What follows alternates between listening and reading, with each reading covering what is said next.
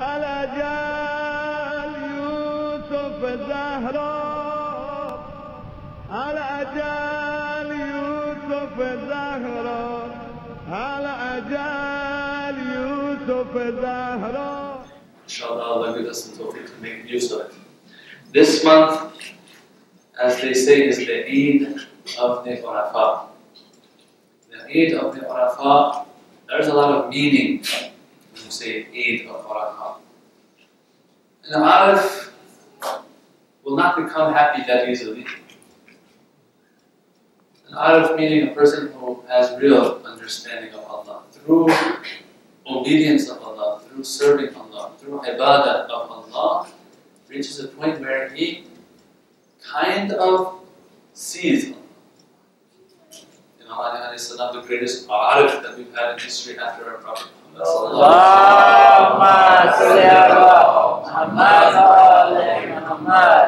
He says that I won't worship the Lord, I don't see it. This is pointing to this reality.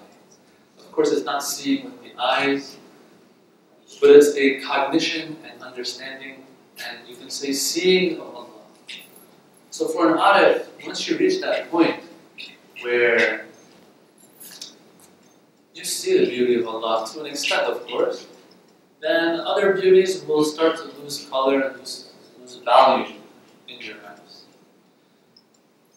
For an Arif to have an Eid, that means a very happy occasion, and there's got to be big stuff in there that is pertinent, that relates to this Arif and his link with Allah, that he can see it as an Eid.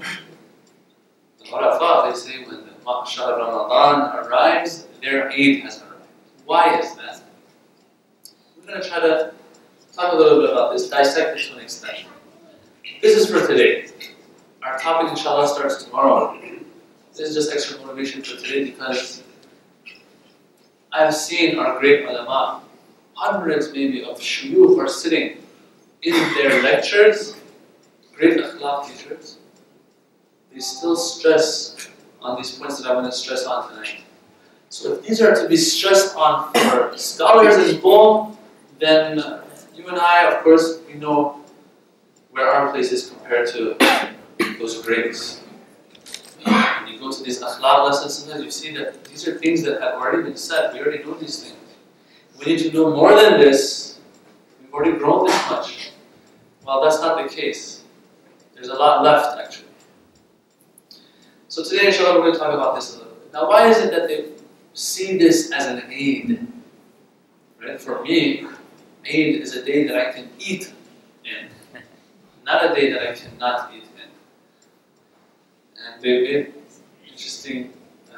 there's interesting jokes they make about this, about how people that they become Muslim, we tell them that there's this feast with Allah.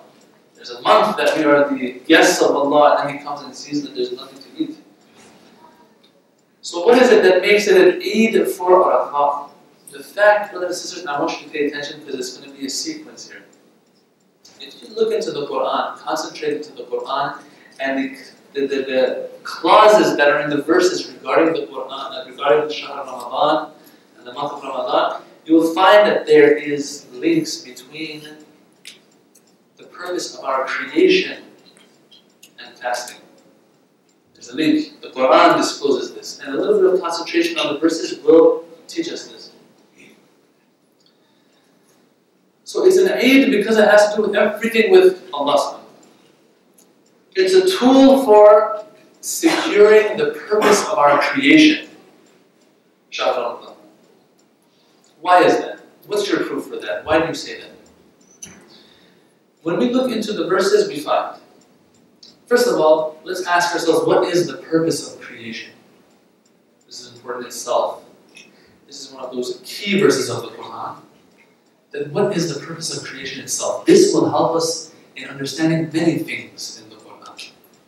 Okay? One of them being what we're going to talk about today, but it's not limited to this. This is one of those key verses.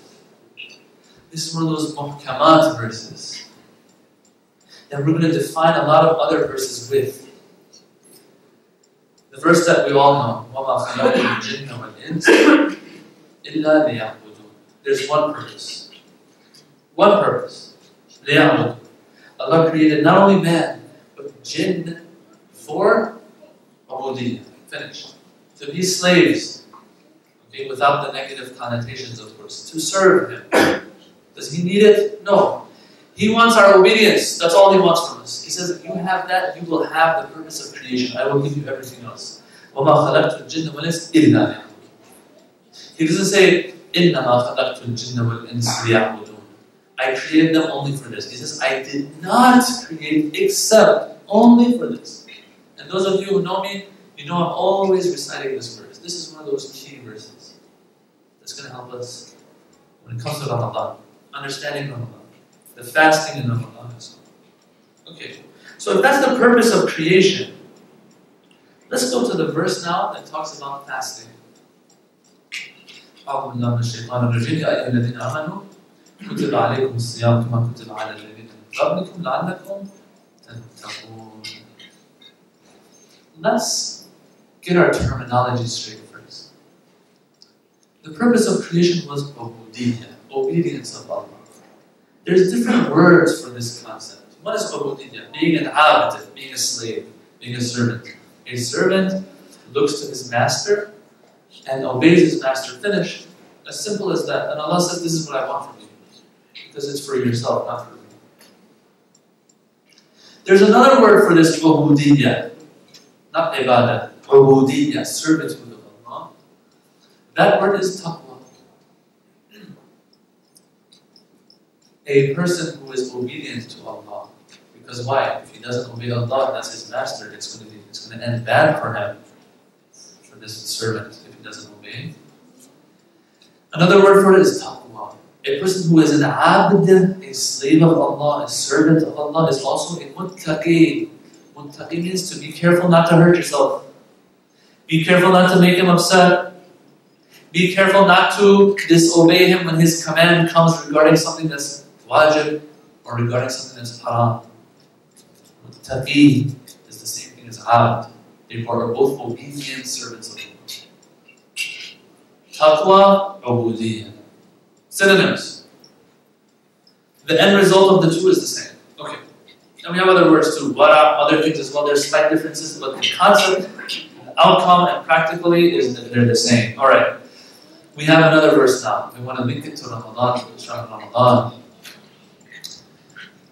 The verse goes that fasting was prescribed. I saw it here. O you who have believed, or O you who believe. Oh, excuse me, I didn't read the rest of the verse. Fasting has been prescribed for you, unto you, the same way it was for others before you. لَعَلَّكُمْ, so that you may gain what? تَتَّقُونَ, so that you may gain taqwa. Taqwa was what? Ubudiyya. Obedience, servitude, not sinning, obeying. So, fasting, especially in Ramadan, in Shahr Ramadan, the ultimate goal, the Quran is saying, is what? Tattaqun, which is what? The purpose of our creation. So if Shahr Ramadan is helping us secure the purpose of our creation, which will end with Allah subhanahu wa ta'ala, that's why it's going to be the Eid of the Arafah, because it's something that's getting me closer to Allah subhanahu wa ta'ala. Very simple. Not only getting them closer, but getting the most important thing, which is ubudiyya. What do we do when Shahr Ramadan comes? We stay away from things that were halal to us. Okay? And I'm always saying this as well. Things that were halal to us, we're staying away from it. Allah says, listen, you can't stay away from something that's halal if I tell you to stay away from it. You can't stay away from things that are haram. You can't be obedient. You can be obedient. I'm going to make fasting wajib on you so that you, لَعَلَّكُمْ تَتَّقُونَ, you develop that faculty of taqwa within you, so that you can have it for the whole year. See, this is a very bad way of looking at Shahr Ramadan. This is a dhulm to Shahr Ramadan. To say, this is a month that I'm going to go in, get all my sins forgiven, which is good, but get all my sins forgiven, make sure I skim through the Quran as fast as I can. The nights of Qadrs come, I make sure I exert as much physical pressure on myself as I can, so that I have taken care of last year's mistakes and mess-ups. That's one way of looking at it. The Hurafat look at it another way. They say, I'm going to go into it like this, so that I can secure the year ahead of me. It's my New Year's Day, Eid. I'm securing the year ahead of me. Allah subhanahu wa ta'ala gives me extra workouts so that I can strengthen my resolve, my willpower, to the extent that when Shahr Ramadan ends and I go back to normal, I'm like, alright, I can eat again, alhamdulillah. Other things that were haram on me, they become halal on me again. Okay, good. But the other things that were haram themselves before Ramadan, after Shahr Ramadan, same thing. It's going to be easier for me. Allah proves to me that I can. This is getting closer to Allah. This person is getting closer to Allah. Look at the importance of this ubudiyya now, brothers and sisters. I want you to pay attention. 2 verses I'm going to work on here. Number 1, equation type verses. 2 verses, I'm going to put them together to get results out of it. Who says ubudiyya is important? Well, first of all, that one verse should have been enough. Which some people say it means to worship. But when you look in the tafasir, when they explain it, you understand that it's more than just the prayer and the fasting. It's something a little more broader than that. It's that ubudiyya, servitude, obedience of Allah. Okay, what else? What else do you have? That verse was not enough for me. Okay, you have a problem, but okay, I'll give you another verse. وَأَنِ عَبُدُونِي هَذَا صِرَاطٌ مُسْتَقِيمٌ. Have you ever asked yourself, well, I've asked myself this a lot. اهْدِنَا الصِّرَاطَ الْمُسْتَقِيمَ. اهْدِنَا الصِّرَاطَ الْمُسْتَقِيمَ. Every single day, how many times? At least 17 times, or how many rakats do we say the Fatiha in? 10 times, at least. We're saying, اهْدِنَا الصِّرَاطَ الْمُسْتَقِيمَ. What is the Sirat al-Mustaqim? Well, we can start guessing, or we can simply go to this verse of the Quran. أَنِ عَبُدُونِي. Obey me. Be my abd. هَذَا الصِّرَاطَ الْمُسْتَقِيمَ. This, do you want it any clearer than this? هَذَا, this is the Sirat al-Mustaqim. Allah is telling me, He's telling us in the Quran, it's not a hadith, that, do you want to know what the Sirat al-Mustaqim is? The Sirat of ubudiyya. Duh, because it's the path of my purpose of creation. وَمَا خَلَقْتُ الْجِنَّ وَالْإِنسَ إِلَّا لِيَعْبُدُونَ. If that's the only reason why I'm here, then that's going to be my Sirat al-Mustaqim. I don't even need this verse, but the verse is telling me straight up. أَنْ يَعْبُدُونِي هَذَا صِرَاطٌ مُسْتَقِيمٌ. This is the Sirat al-Mustaqim. So fasting has come لَعَلَّكُمْ تَتَّقُونَ, so that you may become God-weary. You may become more aware of Him, careful of Him, not to disobey Him. A.K.A. ubudiyya. Ubudiyya is the Sirat al-Mustaqim that we're saying 10 times a day at least. Okay, that's one. Another one, same surah, Surah Al-Fatiha. Sirat al-Ladina an'amta alayhim. Sirat al-Ladina an'amta alayhim. We're always saying this 10 times a day, at least in our prayers. What is this Sirat al-Ladina an'amta alayhim? What is that active element that makes the people, those who are an'amta alayhim, they have been blessed by Allah, special blessing? Another verse explains to us, very simple. This going back and forth between verses, our Mufassirin teach us this. Inshallah, 15 nights, I will be at your service to get this across more, how the Quran is, understanding the Quran, how it works. Anyway, Sirat al-Ladina an'amta alayhim. Who are they? Another verse, Surah Nisa, verse 69, says, وَمَنْ يُطِعِ اللَّهَ وَرَسُولَهُ فَأُولَٰئِكَ مَعَ الَّذِينَ أَنْعَمَ اللَّهُ عَلَيْهِمْ. Another verse says, you have those who are blessed, أَنْعَمَ اللَّهُ عَلَيْهِمْ. Those who are with them are these people, مَنْ يُطِعِ اللَّهَ وَرَسُولَهُ. Obeys Allah and the Prophet. See, we have another third term here. We have ubudiyya, we have taqwa, we also have ita'ah or ta'ah, obedience. These are all the same thing. Practically. Once again, it's talking about the importance of obedience of Allah. Very simple. Simple in theory. When I say it, it's simple. But when I get angry at home, at my mom or dad, or my wife or husband, and I say something that I'm not supposed to say, it feels so good, it's not easy actually. I say something disrespectful. This is what it's talking about. Allah subhanahu wa ta'ala says, I want you to be obedient servants. If you're a 90% obedient servant, then you have secured 90% of your creation, the purpose of your creation. I want servants. They say, Imam Sahib al-Asr al-Zaman, sallallahu alayhi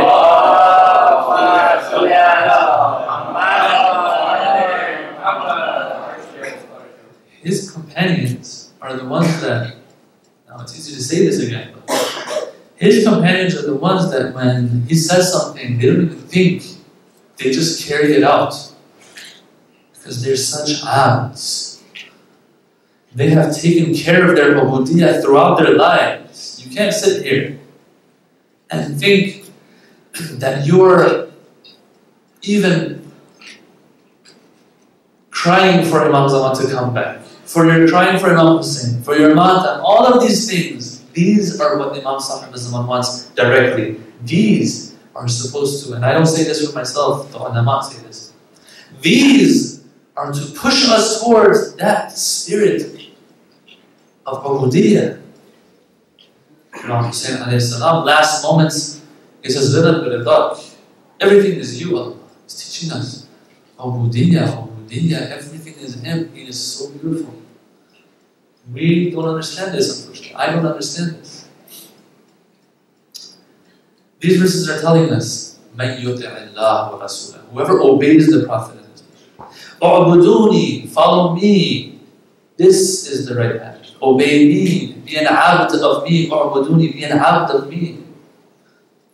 La ta'budu shaytan. The previous verse or the next verse says. That means don't obey shaytan. This is a clue that ubudiyyah here means obedience. This verse is talking about obedience. Don't obey shaytan. Obey me. This is the right path. So this is the purpose of creation. Taqwa. See how important it is? And then now, the fasting in Shahr Ramadan is saying, لَعَلَّكُمْ تَتَّقُونَ. I want to secure this for you. I want you to take this from me and use it throughout the year. It's not for the past year, it's for the future year. And then this explains those hadiths that talk about how some people, all they take away from the fast is the hunger and the thirst. Once you have this perspective, once you look at the fasting and Shahr Ramadan from this view, and through these lenses, then these hadiths start to fall into place. You start to understand them better. The ones that say, listen, there's some people who they only take away from Shahr Ramadan the hunger and the thirst. But wait a minute, I thought fasting meant hunger and thirst. No. That was a preliminary step for something else. لَعَلَّكُمْ تَتَّقُونَ was the ultimate goal. That's why those who are disobeying Allah in Shahr Ramadan, they're not securing what the fast was for. They're not living up to the verse لَعَلَّكُمْ تَتَّقُونَ. All they're taking is the hunger and the thirst. The hadith that say, oh, your fast isn't accepted. You're just hungry and thirsty. You're not fasting. I don't know, the hadiths that say things along the lines of, blessed is he whose not only physical body is fasting, but his spirit is fasting, and so on. All of these hadiths start falling into place. Or else, if we don't have this perspective, this understanding, then everything Allah puts in front of us is so that we reach that ubudiyyah. If it's Hajj, it's all about practicing ubudiyyah. All the hardship in Hajj is about ubudiyyah. Do it like this, don't do it like that. Why? Because I'm the boss. Allah says, I'm the boss. Not because I want to be boss. You won't reach what you're supposed to reach unless you understand that I'm boss. That I'm the ultimate beauty. You won't understand. Hajj is like that. Shahr Ramadan is like that. Even Muharram and Safar, the ultimate goal is something else. Imam Hussein alayhi salam's ultimate goal is Allah subhanahu wa ta'ala. Is Tawheed. That's his ultimate goal. But we fall so much, and it's not our fault because Imam Hussein is so beautiful. We fall in love so much with Imam Hussein. Sometimes we forget the Tawheedi part. Imam Hussein is pointing to Allah. He says, come to me. Come to me. You go up to him, you see, oh, he's a mirror. And he is just reflecting the light that's coming from somewhere else. All of these divine programs that are impeccably designed by Allah subhanahu wa ta'ala, the ultimate goal in them, salat, all of these things is the ubudiyyah that comes out of it. For example, you have those verses that talk about the people that would make sacrifices. And then they would, I don't know, burn the meat of the animal so that it would reach God. They would use the blood of the animal for certain purposes to show that they made a sacrifice. Allah says, listen, the blood and the meat of these sacrifices is not what reaches Allah subhanahu wa ta'ala. وَلَكِنْ يَنَالُهُ وَتَنَالُهُ التَّقْوَى مِنْكُمْ or الَّتِي فِي قُلُوبِكُمْ. I don't remember the first exactly. What reaches Allah, what Allah wants out of this, which is for you, is that the taqwa, the obedience that you are exercising when you make that sacrifice, when you slaughter that animal in the way of Allah. That's what's reaching Him. Taqwa, purpose of creation. All Allah wants from us is the purpose of creation, nothing else. So that explains why, if I'm fasting but I'm still not practicing the other things, not practicing strengthening my willpower, that I'm missing out on the whole thing, everything. Because I'm missing out on the purpose of creation. Very simple. Can someone miss out on the purpose of their creation, but you still say they're delicious? They've reached salvation. They've reached what they were supposed to reach. You can't say that. They'll laugh at you. Okay. So what are we going to do with this Shahr Ramadan, inshallah? This month of Ramadan. Me, I'm going to practice everything I know when it comes to the wajib and the haram of Allah. When I go home and I'm angry, I'll be careful, I'll hold back. Just because even I might be, I don't know, active in the center. I'm the one who, I don't know who it is, the one who records. I'm the one who records the lectures. I'm the one who puts them online. Just because that doesn't give you a free ticket. When I go home, I have to be very careful. Very careful what I say, what I do. If I get angry, that's where it all happens, right there. My parents, oh, you will fall behind. I saw one of the great akhlaq teachers who passed away. Years ago he passed away. He said, sometimes you will be bad with your spouse. You will fall behind 20 years because this is a haram act. If you've reached higher levels, if you make a mistake like this, you will fall behind again. It's not Allah's fault either. You're trying to climb a ladder to Him, but then you fall off the ladder. Okay, fine, you have to go back up again. It's going to take time, you know. So what are we going to be careful about? We're going to be careful about these things. Those of us who have trouble in the street, looking at things we're not supposed to look at, hearing things we're not supposed to listen to, saying things we're not supposed to say, this is the month for practicing. You're strong enough to not eat for 18 plus 19 hours. You're not strong enough to look away from something or to not listen to something. Of course you are. We're not babies. Allah says this. Allah is telling us this. He's letting us know this. I'm going to practice all of these things this Shahr Ramadan. If they ask me, what are your a'mal this year? My a'mal is I'm going to strengthen my taqwa. I'm going to show myself that when the Shahr Ramadan ends, I'm going to be staying away from at least half of the haram things that I wasn't staying away from before. That sloppy spiritual diet that I had, I'm going to clean it up a little bit. But there was peer pressure on you. I don't care. There was more pressure on me in Ramadan. I was staying away from food, man. Of course, peer pressure is not going to help. It's not going to bug me that much anymore. Peer pressure is tough.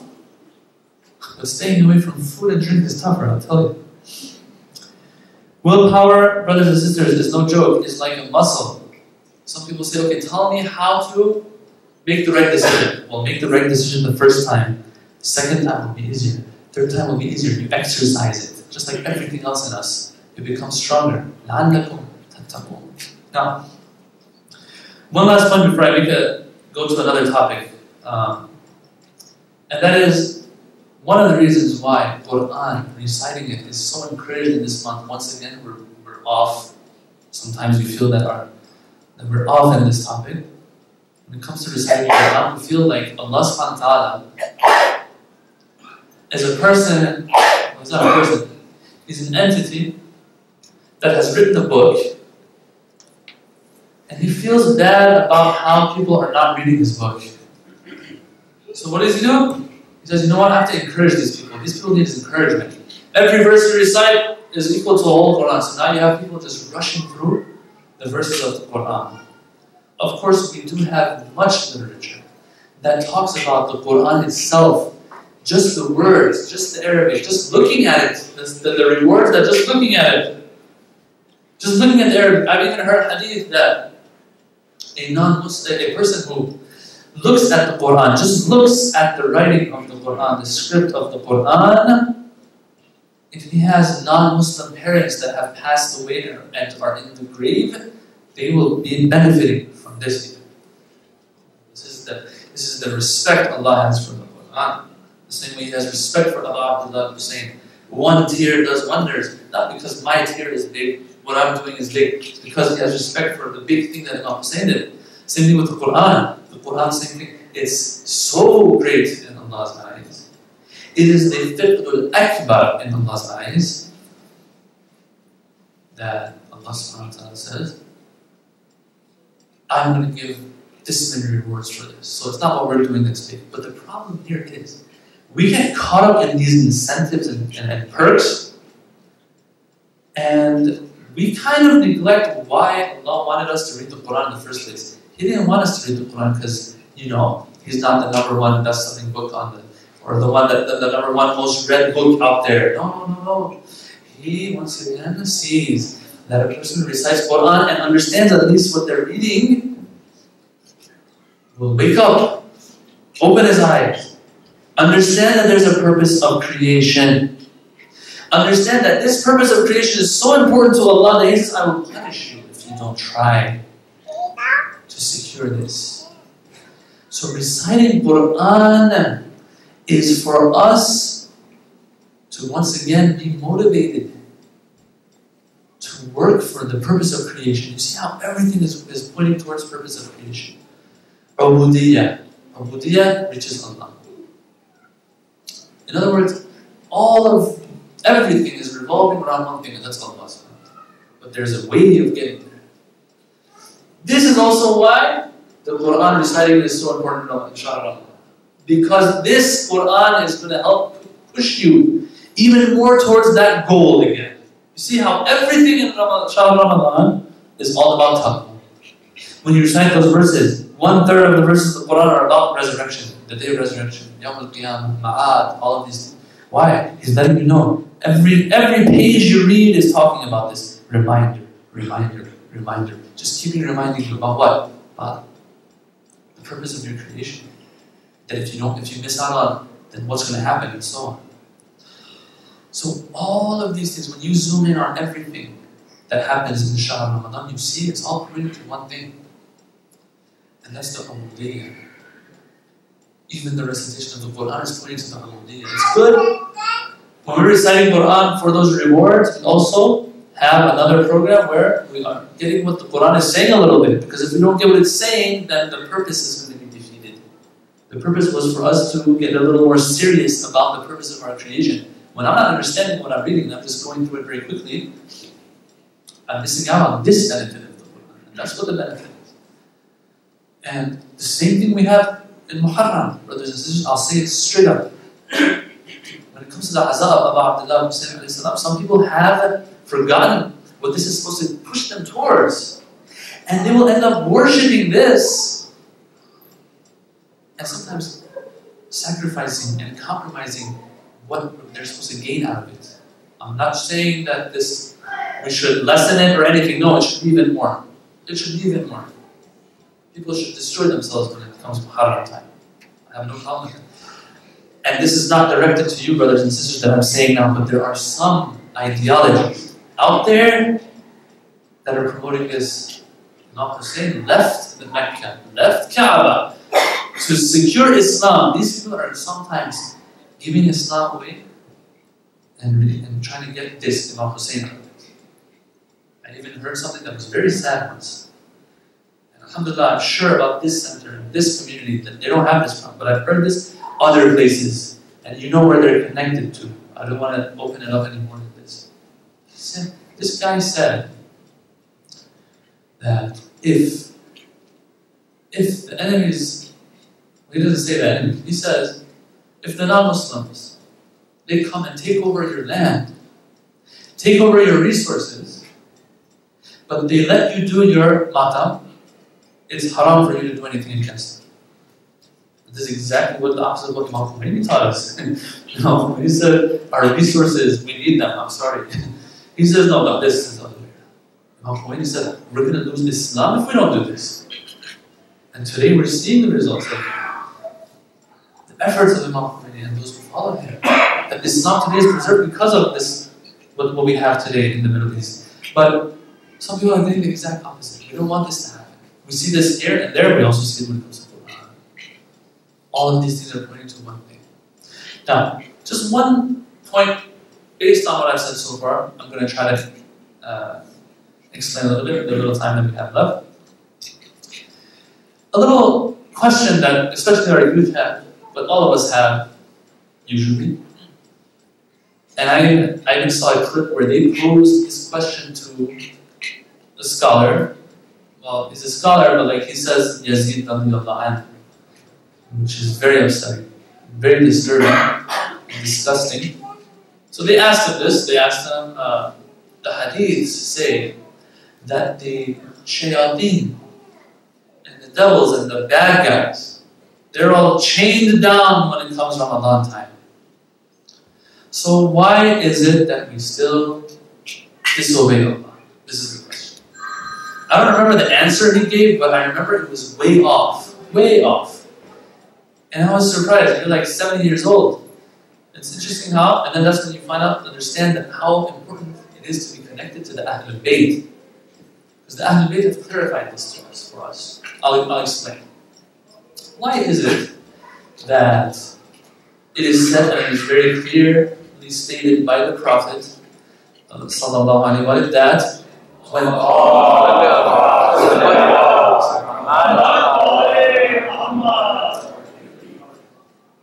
in that famous khutbah of his before the arrival of Shahr Ramadan, the Prophet says that the shayateen are chained down in this month.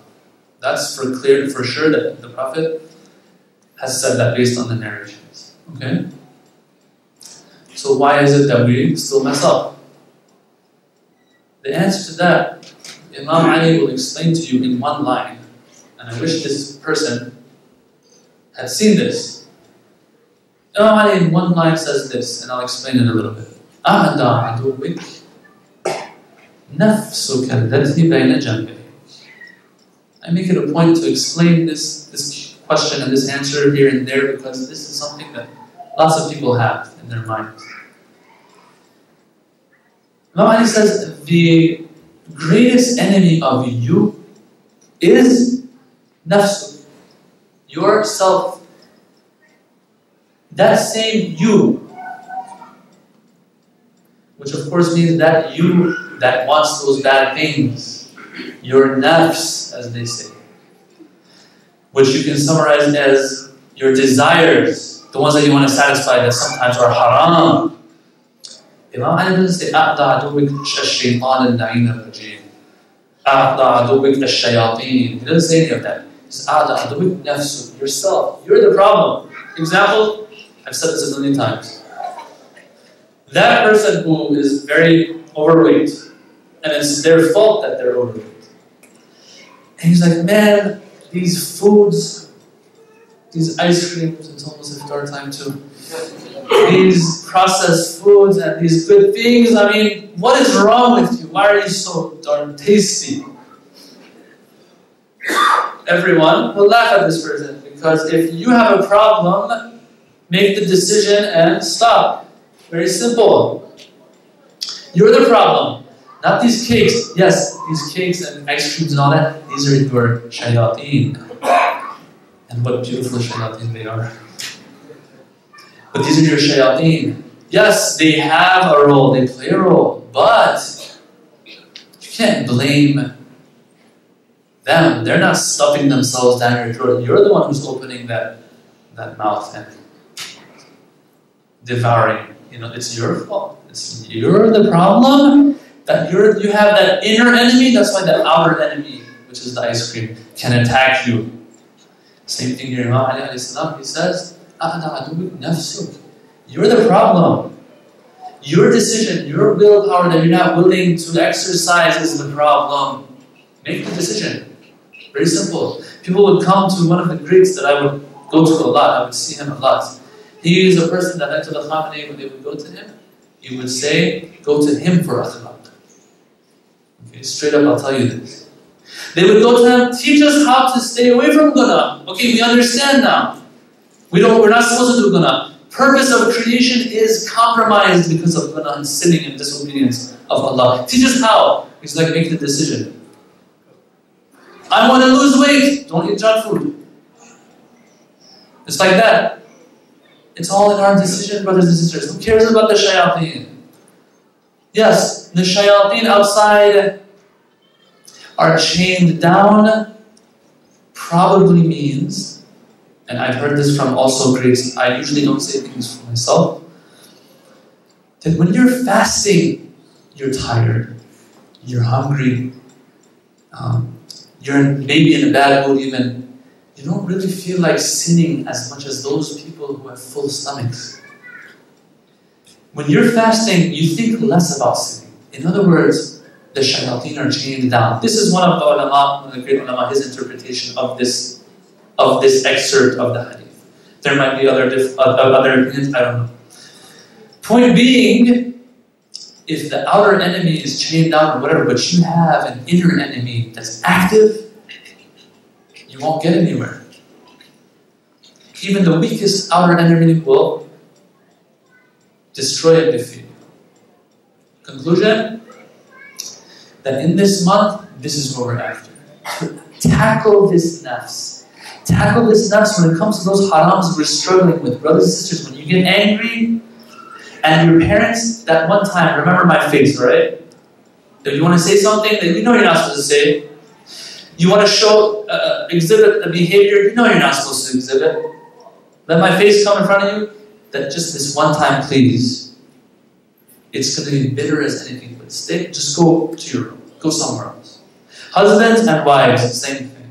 Husbands and wives and their children, same thing. It's haram to say anything abusive, to do anything abusive.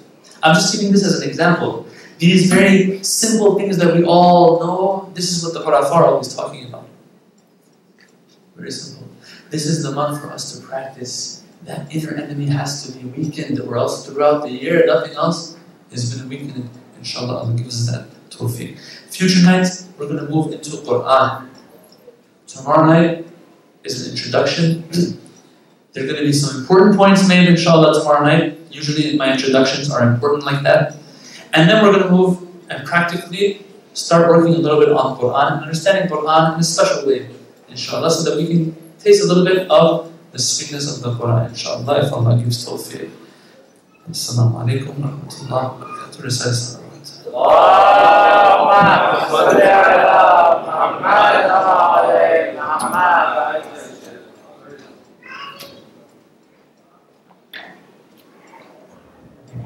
Inshallah, we're going to continue the program nightly, much like we did tonight, except for 8:15 sharp. Starting tomorrow, we're going to start with Dua Iftitah. The Sheikh will be on the minbar by